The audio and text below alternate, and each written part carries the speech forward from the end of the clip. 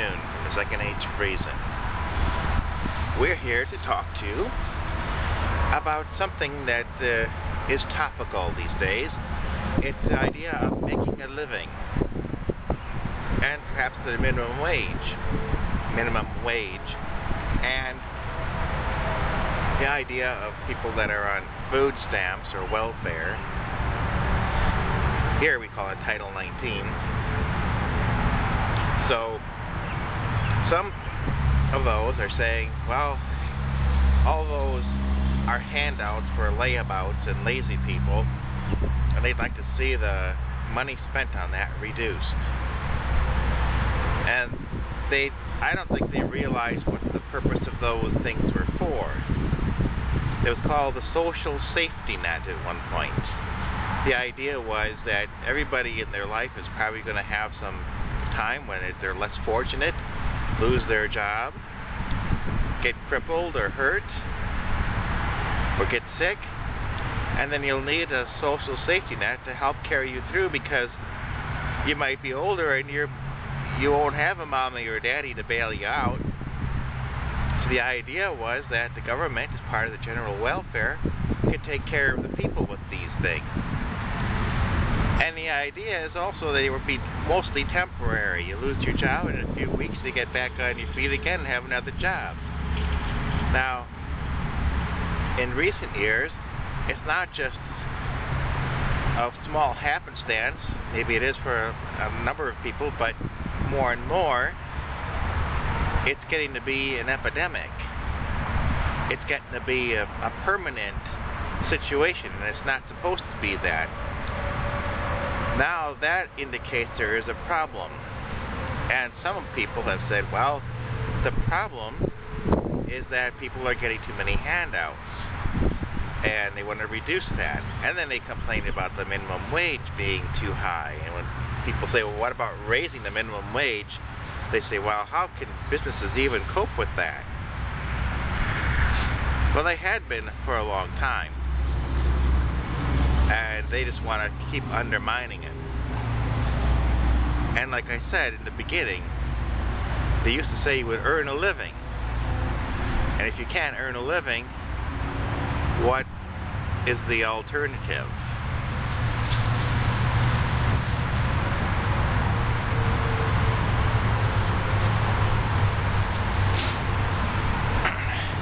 As you look around me, there's a number of people who no longer earn minimum wage even.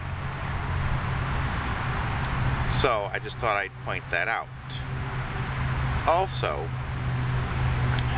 I think what's happened, and here's my take on it, that the minimum wage has not kept up with inflation. It used to be, it was a modest living. On minimum wage today, could you pay for housing, pay for food, transportation, medical care, utilities, and now insurances, because more and more law requires insurance. So I have to put that in as part of a living. So if you can't earn a living, the minimum wage is below the actual minimum needed to live. So that's a problem.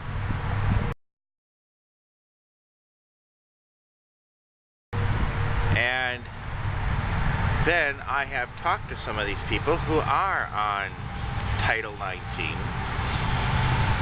Medicaid, and all those things. And they say, well, they're stuck in that because why would you want to work if you can get free money? And there might be some people in that category, but a lot of them would like to work.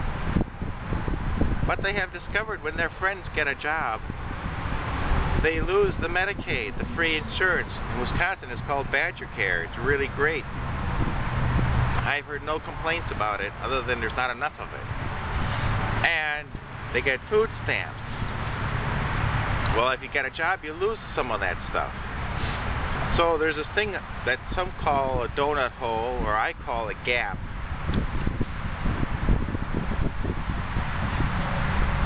And you know what? The gap could be filled.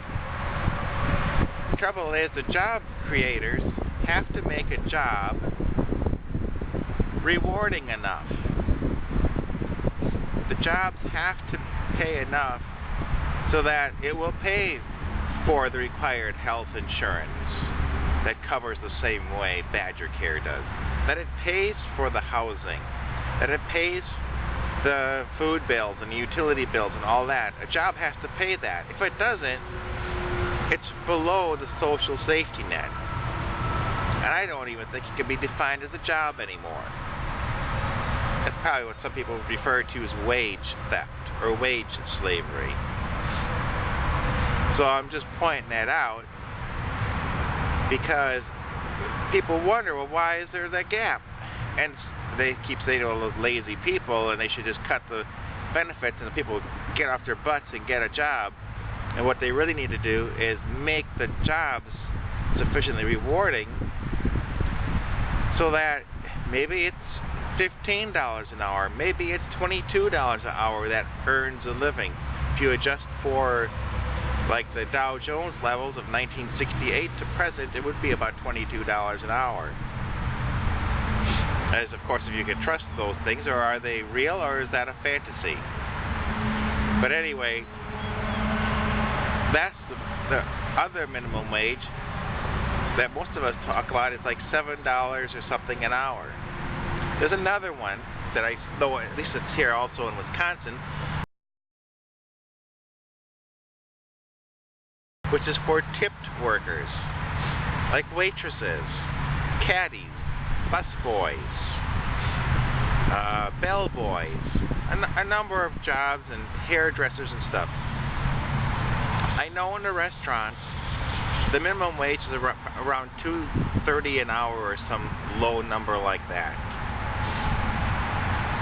And so people think, oh, these waitresses get all these tips and they make gobs of money. And you know what? On Mother's Day, on New Year's Day, and a few days in the year, the tips are good. But I'll tell you something else about the tip business. There's several different ways to calculate tips, but the big chains do something called tipping out. And a tip out is that they've segregated the duties of waiting on people into several different categories. You have the maitre d' who takes you to your seat, sometimes called the host. And then you have the waitress who sits you down or gets you your menus and takes your orders and does the bill at the end. But you may not have noticed that when your food arrives, somebody else brings it. Those are called food runners. And then there's also the bar that prepares and has the drinks getting to your table. And when they have tipping out, all the tips get collected into a kitty, and then all the other people in the loop, the bus boys, the waitresses, the food runners, the bar, all get split up in the tip out. So suddenly here, the waitress might collect $50 or $100 in tips on a shift, but after the tip out, she might only get like 20 bucks, 30, 40 bucks, something like that. And so it's not that great. It barely, well, it probably doesn't even make the regular minimum wage. And there are some people who are darn stingy, probably the same ones that say they should cut welfare benefits and food stamp benefits. They put little notes in this thing saying, we'll say a prayer that you get enough tips. Or they'll put a thing on the table for some other thing saying that the service wasn't very good.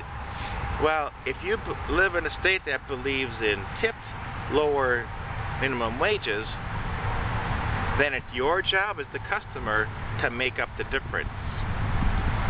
To bring that $2.30 an hour up to $7.60 an hour. So you're probably about $5 an hour short.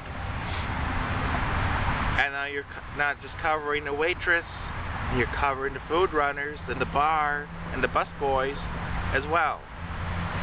So you're coming up far short on your tipping responsibilities.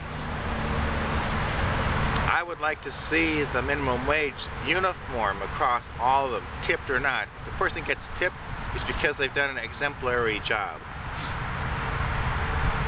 but I'm not an authority on that.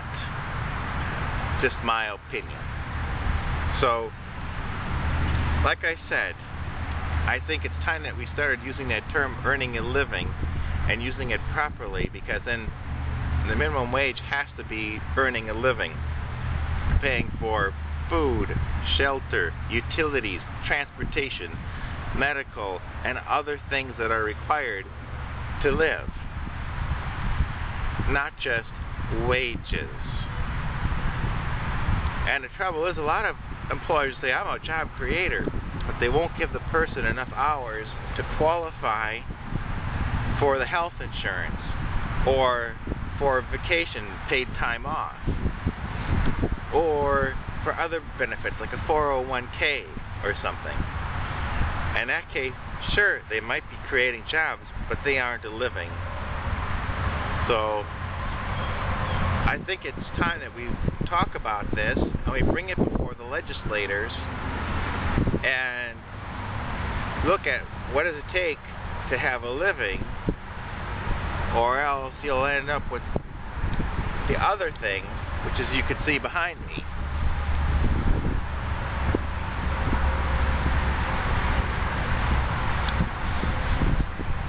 When there is no more living. So until later, we'll be seeing you.